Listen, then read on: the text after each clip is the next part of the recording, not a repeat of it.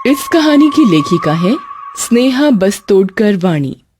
करीब 4 साल पहले की बात है। मैं, मेरे पति अनिल और हमारा 4 साल का बेटा शांतनु एक गांव में शादी के लिए गए थे।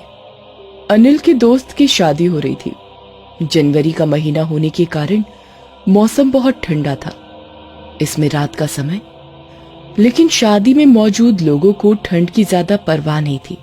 हॉल के बाहर एक बड़ा डीजे था और सभी नाच रहे थे। हालांकि ठंड के कारण हमारी हालत और भी खराब थी, क्योंकि हमें इसकी आदत नहीं थी। वह हॉल गांव से बहुत दूर था, खुली जगह और आसपास बस्तियां भी कम थी। रात के अंधेरे में वह जगह बहुत ही डरावनी लग रही थी। हम हॉल के अंदर मेहमानों के लिए रखे एक मोटी रजाई और कंबल में बैठे थे। वहां हमारी तरह अनिल के कुछ और दोस्त भी थे। एक दोस्त विनोद और उनकी पत्नी हमारे साथ थे। कहने की जरूरत नहीं है, लेकिन पुराने दोस्तों के बकबक से माहौल और भी रंगीन हो जाता है। हम सब बातों में उलझे हुए थे और हमारा लड़का शांतनु हमसे कुछ ही दूरी पर खेल रहा था। विनोद उसी गांव की एक पुरानी भयानक घटना सुनाने लगा। ये किस्सा लगभग 60 साल पुराना होगा। मेरी माँ का मायके इस जगह से थोड़ी दूर पर था। कहा जाता है कि एक डायन बच्चों पर जादू करके उनकी आत्मा को वश में कर लेती थी। वहां सभी उसे मंदिरा डायन कहते थे, लेकिन वास्तव में किसी ने उसे कभी देखा नहीं था। यह ऐसा था जैसे वो सिर्फ बच्चों को ही दिखती थी और कुछ ऐसा कर रही थी जिससे भी बीमार हो जाएंगे और अंततः मर जाएंगे। एक बार मेरी माँ और उसका छोटा भाई घर के बाहर आंगन में खेल रहे थे। तब वो बहुत छोटे थे, लगभग 3-4 साल के। तभी एक गरीब बुढ़िया उनके दरवाजे पर भीख मांगने आई, तो मेरी दादी उसे कुछ देने के लिए अंदर चली गई। इसी बीच बुढ़िया ने मेरे मामा को पास बुलाया और उसके कान में कुछ कहा। तभी मेरी दादी बासी रोटी ले आई और वो बुढ़िया बासी रोटी लेकर चली गई। शाम होने से ठीक पहले मामा जी सोने चले गए। तेज बुखार के साथ उन्हें छींक आने लगी। कई दिन बीत गए, पर मामा का बुखार कम होने का कोई नाम नहीं था। दिन ब दिन बीत रहे थे और मामा की हालत बिगड़ती ही जा रही थी। कितने डॉक्टर, कितने वैद्य किए, लेकिन उनकी तबीयत में कोई सुधार नहीं हुआ। घर में बीमार बच्चे को देख दादी पूरी तरह टूट गई थी। उन्हें कुछ समझ नहीं आ रहा था कि अब क्या करें। मामा पर किसी भी दवा का असर ही नहीं हो रहा था और दादी के आंसू दिन ब दिन बहते रहे। अब इन सब के बाद उन्होंने एक तांत्रिक का सहारा लिया। जब वो घर आया तो उसने मामा के माथे पर हाथ रखा और कहने लगा, उसने इस बच्चे की आत्मा को जीत लिया है, इसकी मृत्यु अटल है। तांत्रिक की बात सुनकर मेरी दादी मौके पर ही गिर पड़ी। तभी दादा ने उनसे कहा, कुछ उपाय करो बाबा, हम अपने कलेजे के टुकड़े को उस डायन को नहीं दे सकते। हमारे बच्चे को उस डायन के चंगुल से बचाओ बाबा। तांत्रिक ने कहा, ये कोई आम डायन नहीं, बल्कि मंदिरा डायन है। बाबा कुछ तो उपाय कीजिए, जो भी खर्चा लगे हम करने के लिए तैयार है। चाहिए तो मेरी जान ले लीजिए बाबा, पर मेरे बच्चे को उस डायन से बचाइए। मैं उसकी मौत नहीं रोक सकता, लेकिन हम उसे वापस लाने का एक आखिरी प्रयास कर सकते हैं। ऐसा कहते हैं कि मौत की रात वो छोटे बच्चों का शव कब्र से बाहर निकालती है और उसमें प्राण डालकर उसे जिंदा करती है और फिर उसके प्राण वो अपने साथ ले जाती है। तांत्रिक ने जैसे बताया वैसे ही मेरी मामा की कुछ ही घंटों में मृत्यु हो गई। उनके पार्थिव शरीर को स्थानीय रिवाज के अनुसार कब्रिस्तान में दफनाया गया। मेरे दादा, तांत्रिक और कुछ गांव के लोग वहां कब्रिस्तान में बैठे थे। हर तरफ एक जानलेवा सन्नाटा था। जैसे ही सुबह के 3 बज रहे थे, एक परछाई को अंधेरे कोने से गुजरते हुए देखा। परछाई आगे बढ़ी और बच्चे के पास रुक गई। हाथ के नुकीले पंजे मिट्टी खोदने लगे। हवा तूफान की तरह चली। देखते ही देखते उसने हाथ से कुछ फीट गड्ढा खोदा और लाश को बाहर निकाला। और एक हाथ से कांच की बोतल निकाली और ढक्कन खोल दिया। उसके शरीर से सफेद धुआं निकल रहा था। अगले ही पल उसने अपनी आंखें खोली और अपने दोनों पैरों पर खड़ा हो गया। यह देख सभी गांव वाले उसकी ओर दौड़ पड़े, लेकिन उन्हें आते देख वो पल भर में गायब हो गई। भले ही भीड़ में वो डायन उनके हाथों से निकल गई हो, लेकिन उनके लिए ये बात बहुत ही महत्वपूर्ण थी कि मेरे मामा उन्हें सुरक्षित मिल गए। कहा जाता है कि उसके बाद फिर कभी डायन नहीं देखी गई। ये पूरी कहानी सुनकर हमारे रोंगटे खड़े हो गए। शादी में शामिल होने वालों की संख्या कम हो गई। मैं भी एक माँ होने के कारण एक माँ का दुख समझ सकती थी। मैं भावुक हो गई। अनजाने में मेरे लड़के शांतनु पर मेरा ध्यान गया। वह वहीं खेल रहा था, लेकिन अचानक उसने खेलना बंद कर दिया और सामने दीवार की तरफ देखने लगा। हम सब उसे देख रहे थे। वो अभी भी उस दीवार को देख रहा था। जैसे ही मैं उसे लेने ही वाली थी, वो मेरे पास दौड़ा और दीवार की ओर इशारा किया और कहा, मम्मा, वहाँ एक औरत है, वो बहुत गंदी है। मम्मा, उसे यहाँ से चले जाने के लिए कहो, वो बहुत बुरी है। हमें कुछ समझ नहीं आया। हमने उधर देखा तो वहाँ कोई नहीं था। एक महिला जो वहाँ से कुछ दूरी पर शादी के लिए आई थी, वह बहुत मेकअप के साथ बैठी थी। हमने उससे पूछा, क्या तुम उस आंटी को देखकर डर रहे हो? लेकिन वह मना कर रहा था।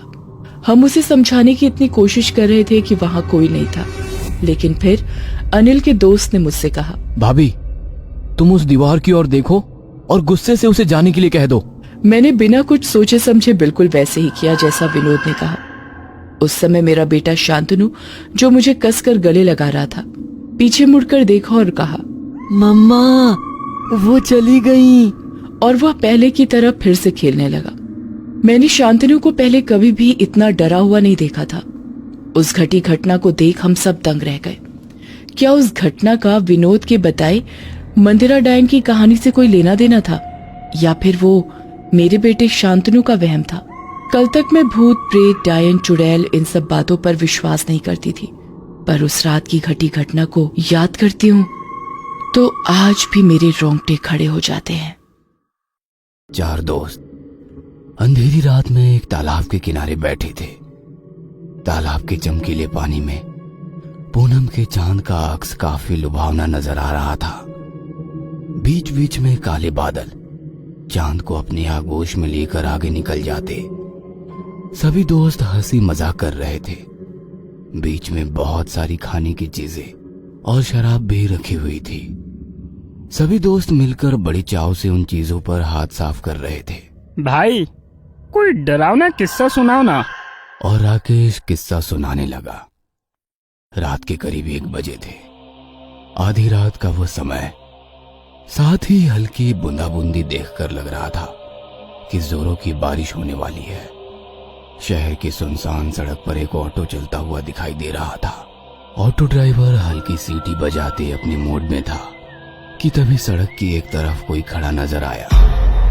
ऑटो नजदीक ले जाते हुए ऑटो ड्राइवर ने पूछा, कहाँ जाना है?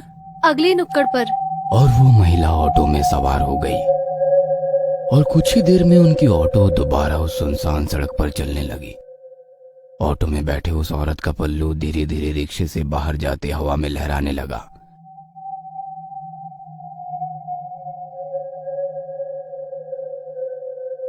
मैडम जी, आप कहीं जॉब करती हैं क्या? नहीं तो क्यों? मतलब आप इतनी रात को इस सड़क पर खड़ी थी, इसलिए पूछा। वैसे आपको जाना कहाँ है? आगे नुक्कड़ पर जो पीला बंगला है ना, मैं वहीं रहती हूँ।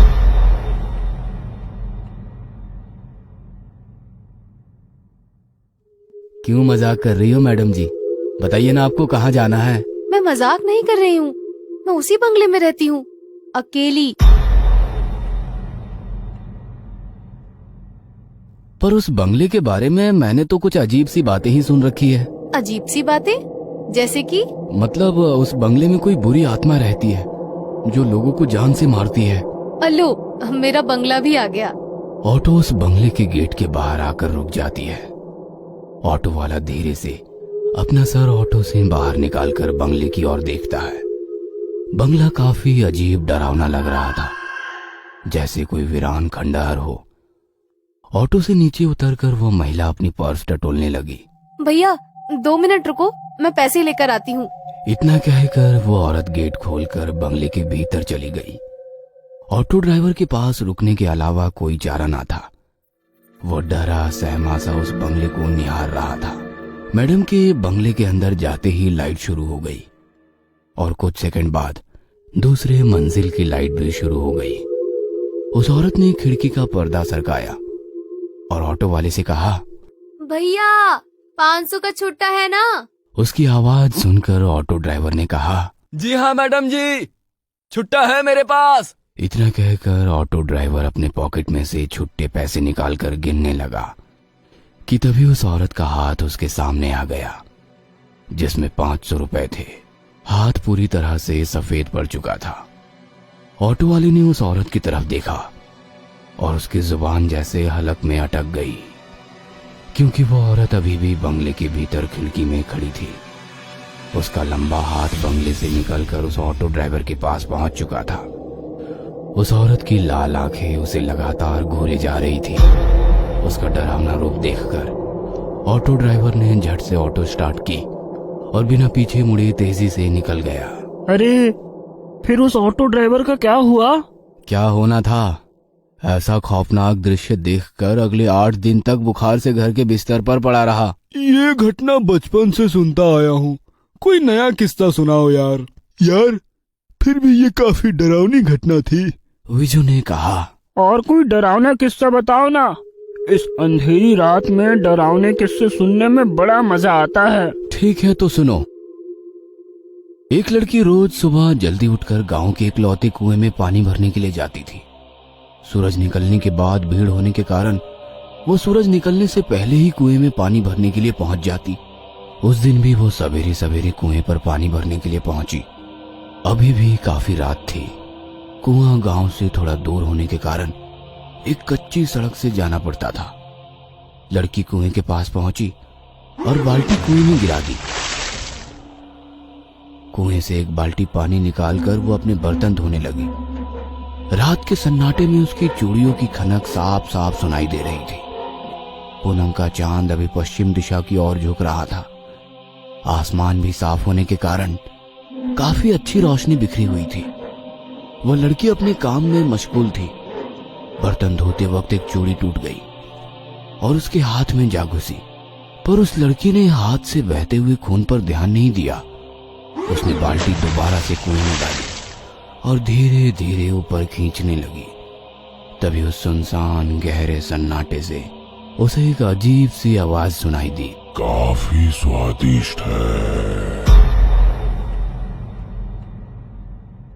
उस पल की आवाज ने उस लड़की का ध्यान अपनी तरफ आकर्षित कर लिया। वो कुछ सेकंड वैसे ही चुपचाप खड़ी रही।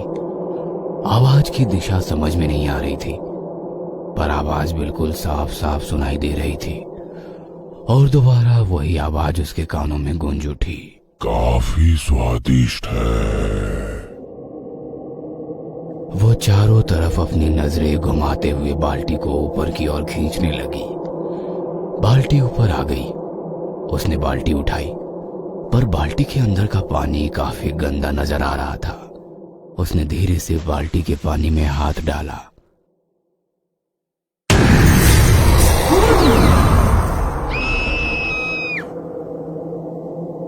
डर के मारे उस लड़की के मुंह से चीख निकल गई। उसने उस बाल्टी को वैसे ही कुएं में फेंक दिया और भागने की कोशिश में बाल्टी की रस्सी उसके पैर में अटक गई और वो धड़ाम से नीचे गिर गई। वो लड़की काफी डर गई थी। डर के मारे वो पैरों में लिपटी हुई रस्सी खोलने की कोशिश करने लगी कि तभी उस गहरे में वैसे ही दोबारा किसी की आवाज आने लगी। आवाज धीरे धीरे गूंजने लगी, जैसे कोई कुएं की दीवारें चढ़कर ऊपर आ रहा हो, इस तरह की आवाजें। जमीन पर गिरी लड़की कुएं की ओर देखकर उस रस्सी को पैर से छुड़ाने की कोशिश कर रही थी, पर लग रहा था कि वो रस्सी धीरे धीरे पैरों को कस के जकड़ रही हो। वह लड़की काफी डर गई थी। उसके दिल की धड़कनें उसको खुद भी सुनाई दे रही थी। बदन पसीना पसीना हो गया था। आंखों में मौत का खौफ साफ साफ दिखाई देने लगा।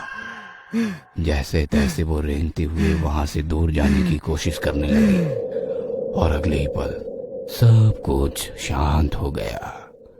न किसी की आवाज, न कोई आहट, बिल्कुल खौफनाक सन्नाटा चारों ओर फैला हुआ था। उसने अपनी खौफ भरी नजरों से कुएं की ओर देखा। वहां पर उस जगह कोई भी नहीं था। वह अकेली वहां पर थी। वो लड़की दोबारा अपने पैरों में अटकी रस्सी छुड़ाने की कोशिश करने लगी और फिर एक अजीब सी आवाज उसके कानों पर पड़ी। धीरे से अपनी नजरें उठाकर उसने कुएं की ओर देखा और सन्न रह गई। कुएं के अंदर की दीवार से एक खौफनाक चेहरा उसे झांक रहा था। उसकी आंखें फटी की फटी रह गई। वो कुछ समझ पाती इससे पहले ही किसी ने उसके पैर में बंधी हुई रस्सी को कुएं के अंदर खींच लिया और वो लड़की कुएं के उस गहरे पानी के अंदर समा गई। यार, ये तो काफी डरावनी घटना थी। फिर उस लड़की का क्या हुआ? और क्या होता, 3 दिन बाद उसकी लाश कुएं के पानी के ऊपर तैरती नजर आई। यार चलो एक और किस्सा सुनाओ, मजा आ रहा है। अरे पागल, बहुत रात हो गई है, अभी यहाँ से जाना होगा, वरना हमारा किस्सा लोग सुनाएंगे। वैसे भी ये काफी डरावनी जगह है और इस जगह के बारे में भी बहुत सारे किस्से मशहूर है। हाँ पता है, इस तालाब के भीतर एक आत्मा है। जो लोग पानी में तैरने के लिए आते हैं उन्हें पानी के अंदर खींच लेती है। अबे बकवास बंद करो, ये सब मनगढ़ंत कहानियां हैं। मैं कई बार यहाँ तैरने के लिए आया हूँ, मुझे तो कभी ऐसा महसूस नहीं हुआ।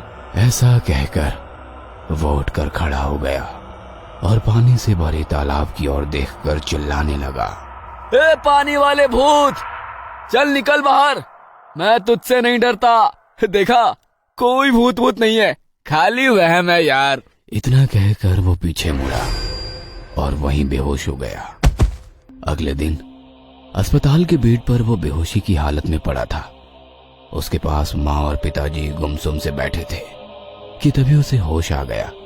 पास खड़े डॉक्टर ने पूछा, अब कैसी है तबीयत? ठीक हूँ डॉक्टर साहब। वैसे हुआ क्या था?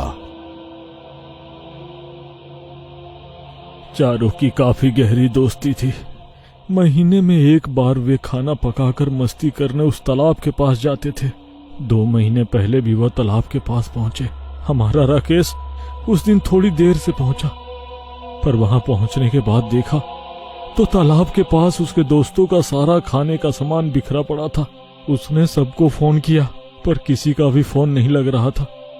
वो परेशान होकर घर वापस आया। और उसके दोस्त? सभी की लाशें 2 दिन बाद पानी में तैरती मिली।